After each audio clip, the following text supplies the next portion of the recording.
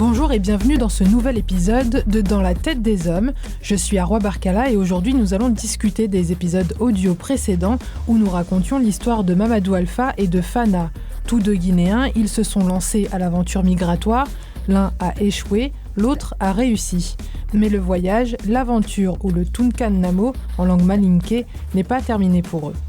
Pour discuter de la condition migratoire, j'accueille aujourd'hui Marie-Noëlle Niba, réalisatrice franco-camerounaise de plusieurs films, et notamment de Partir, un film qui raconte à travers plusieurs personnages africains la décision de partir ou non de son pays, puisque le titre du film est ponctué d'un point d'interrogation.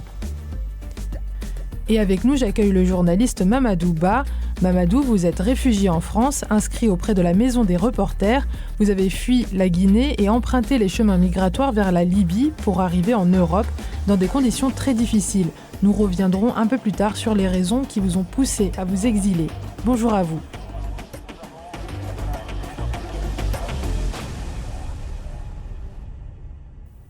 Pour une meilleure compréhension de ces débats, si vous n'avez pas encore écouté les épisodes précédents qui ont lieu à Conakry, la capitale guinéenne, et dans le sud de la France, il est encore temps de revenir sur ces épisodes. Autrement, bienvenue à tous. Pour commencer, je vous propose d'écouter la bande-annonce du film de Marie-Noëlle Niba, Partir. Être pauvre en Europe que d'être riche en Afrique. Oui, ça, je le disais, mais aujourd'hui, la vision n'est vraiment pas la même. Il y a encore des gens qui décident de quitter leur pays en affrontant un danger mortel pour pouvoir réaliser un rêve qui, pour moi, je ne sais pas si c'est un rêve réel. J'ai fini avec l'Afrique, j'ai fini avec l'Afrique. Oh, qu'est-ce qui attend le migrant en Occident? Quand je partais du Cameroun, j'étais chef d'entreprise. Pendant 24 ans, je commence à me retrouver sur le sol, dans un pays où je n'ai pas d'entrée. L'Europe, c'est pas facile, hein? Mais je pensais que l'Europe, c'était l'Eldorado. Mais ça arrive maintenant sur le terrain, alors où j'ai vu le contraire de ce qu'on me disait. Tu crois qu'il y a les arbres d'argent aux Champs-Élysées?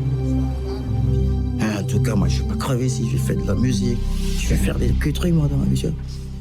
C'est comme ça que, tu vois, j'ai pris le chemin de l'exil, je suis sorti direct. Je précise que le film de Marie-Noëlle Niba, Partir, sortira bientôt en salle. Il devait sortir en novembre 2020 et en raison des confinements successifs qui ont eu lieu en France dû à la pandémie de Covid-19, vous pourrez retrouver le film bientôt. Alors Marie-Noëlle Niba, comment avez-vous eu l'idée de ce film ? Il faut dire que le film Partir part de très loin. Quand j'étais étudiante en France dans les années 90, je suis rentrée chez moi après avoir terminé mes études. Je me suis rendu compte qu'il y avait déjà un phénomène, une mode selon laquelle il fallait envoyer quelqu'un de sa famille à l'étranger. Les familles se sacrifiaient pour envoyer les leurs à l'étranger. 17 ans après, je suis revenue en France avec ma famille et comme tout le monde, je voyais à la télévision chaque jour, surtout le clou, c'était quand j'ai vu le naufrage à Lampedusa où il y avait plusieurs migrants qui étaient morts, mais déjà à la télé, chaque jour dans les journaux, on nous racontait comment des centaines, des milliers de migrants africains trouvaient la mort dans le désert, dans l'eau, dans les naufrages. Et à un moment, déjà, ce projet qui, chaque fois, je me demandais comment je peux faire pour en parler, d'autant plus que certains des miens, il y a plusieurs années, étaient partis à l'étranger, étaient rentrés. Et quand j'allais au Cameroun successivement, je me rendais compte qu'ils étaient mis au banc de la société, ils étaient considérés comme des losers, ils n'avaient pas droit de citer. Et chaque fois, certains m'avaient même raconté que beaucoup étaient rentrés, étaient morts parce qu'ils avaient été tellement houspillés, ils n'avaient pas été acceptés, ils n'arrivaient plus à se reconstruire.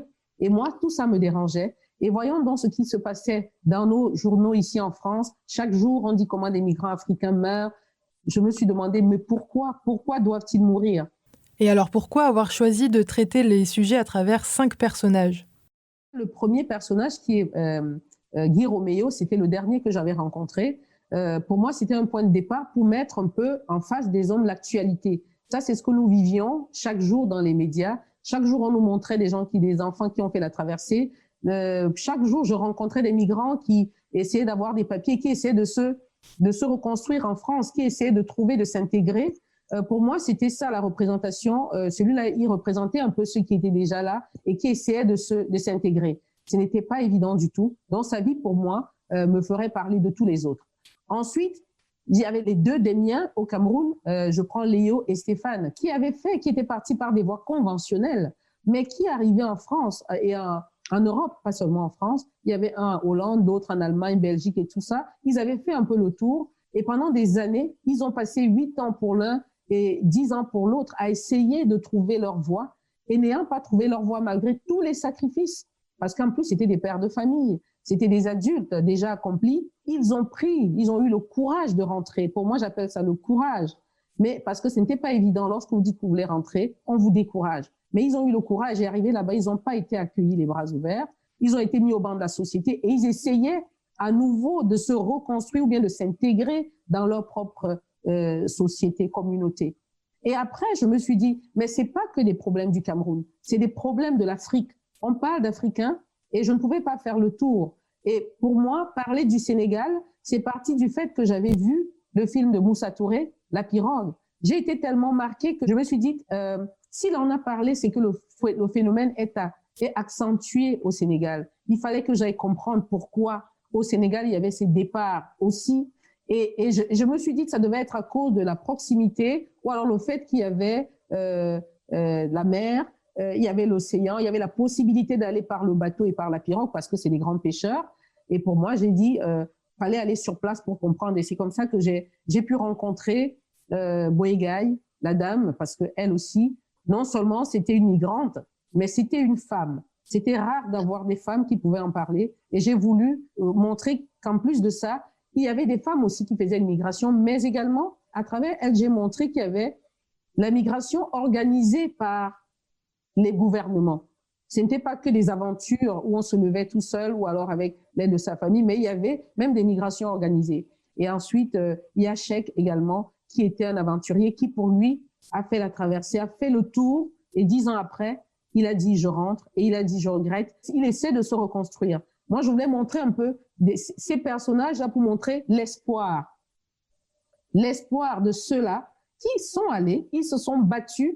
J'appelle ça, ils sont allés faire une guerre, essayer de s'en sortir. Mais après, n'ayant pas pu, ils ont eu le courage de faire face aux leurs et de rentrer. Et ils sont rentrés, ils essaient de se reconstruire. Et à travers eux, j'ai voulu montrer que l'Eldorado dont on parle, ce n'est pas qu'en Europe. L'Eldorado, finalement, c'est aussi en Afrique. Alors je me tourne vers vous, Mamadouba. Vous, ce qui vous a poussé à quitter le pays, c'est parce que vous avez révélé une affaire de corruption. Vous avez reçu des pressions politiques ensuite. Alors, ce qu'elle vient d'expliquer, effectivement, à côté de l'histoire, si à chaque moment, c'est l'autre personne qui raconte notre histoire, c'est que l'histoire ne sera pas racontée dans le bon sens ou dans le sens qu'elle a été vécue. Donc, moi, personnellement, j'ai quitté la Guinée depuis 2017. Mais bien avant déjà mon parcours scolaire, j'avais fini des études supérieures et j'avais fait encore une formation professionnelle. J'ai terminé ces études. J'ai travaillé en Guinée, mais quand j'ai fini mes études supérieures, j'avais fait les droits d'affaires. Ensuite, pour la formation professionnelle, pour trouver un emploi. Lors de l'engagement, il y a eu un groupe qui a été engagé. Ils ont laissé un autre groupe. Et je faisais partie de personnes qui ont été laissées. Et ils ont pris d'autres personnes à la place de nous qui avions déjà suivi toutes les formations, tout le processus qui avait validé aussi. Donc, quand ils ont engagé un groupe, ils ont laissé d'autres. Et moi, personnellement, à l'époque, j'ai travaillé aussi dans les médias, plutôt dans la presse écrite. Et j'ai essayé de mener des enquêtes par rapport à cette situation parce que je trouvais paradoxal que après la formation, on ne retrouve pas notre nom dans la liste des engagés à la fonction publique. Moi, je menais des enquêtes, j'ai fait des articles par rapport à ça. C'est à l'issue de ça que j'ai été pour la première fois arrêté.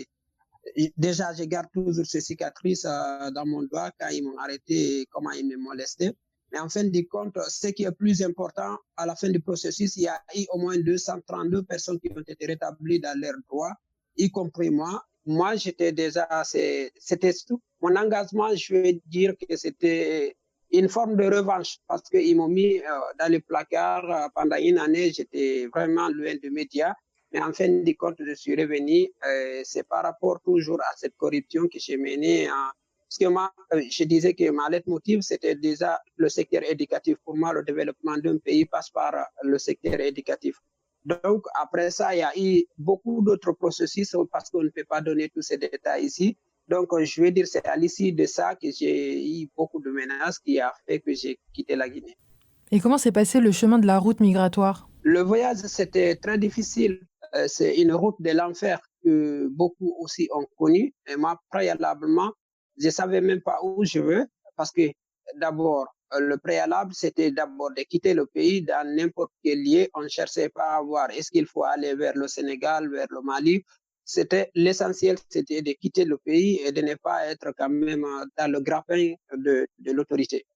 Donc, moi, je suis arrivé vers le Mali. Je suis resté pendant longtemps au Mali avant d'emprunter cette route, même si ce n'est pas de toute la volonté parce que des fois, on est contraint parce que même les pays limitrophes, on ne pouvait pas vraiment avoir la certitude d'avoir l'asile parce qu'il y a cette situation politique des pays africains qui pèse aussi. Chaque État n'aime pas avoir de conflit avec le pays voisin, donc à cause d'un citoyen.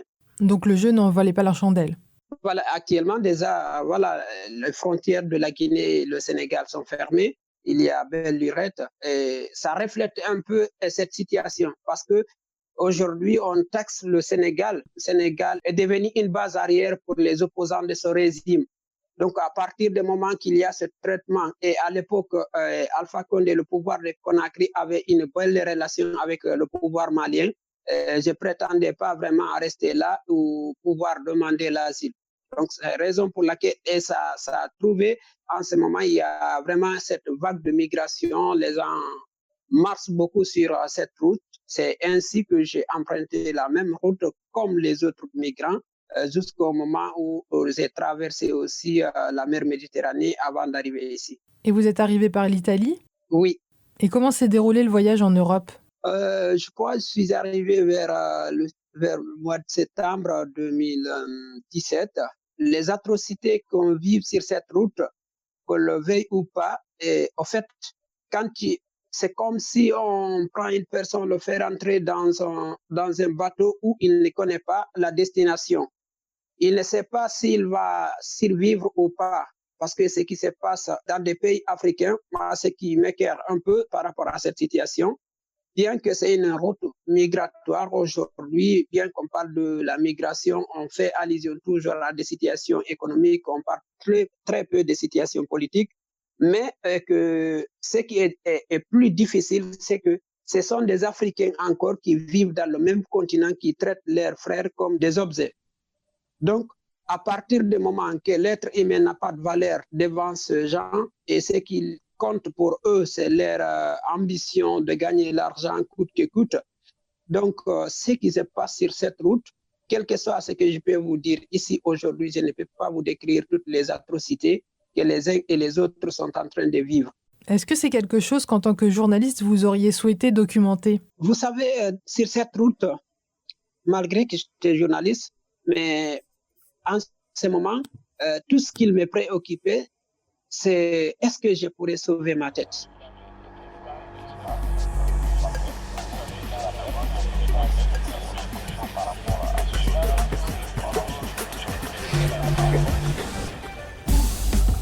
Je vous propose de faire une petite pause et de continuer cet échange dans 15 jours. Merci à vous d'avoir suivi cette première partie.